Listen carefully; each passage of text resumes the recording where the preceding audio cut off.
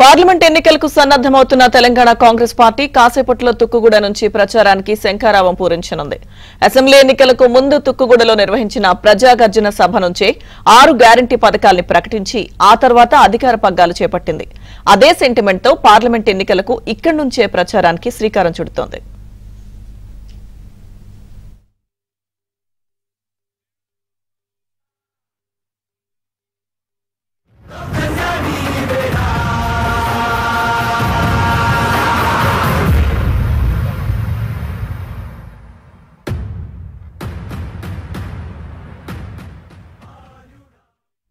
జనజాతర పేరుతో తుక్కుగూడలో భారీ బహిరంగ సభ నిర్వహిస్తున్నారు. ఈ సభ నుంచే ఏఐసీసీ అగ్రనేత రాహుల్ గాంధీ ఎన్నికల మేనిఫెస్టోను విడుదల చేయనున్నారు.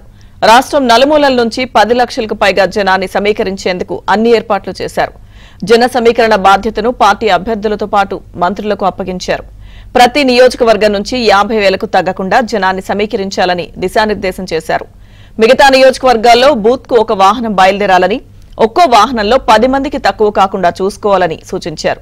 సభకు వస్తున్న వారిలో మహిళల భాగస్వామ్యం ఎక్కువగా ఉండేలా చూస్తున్నారు.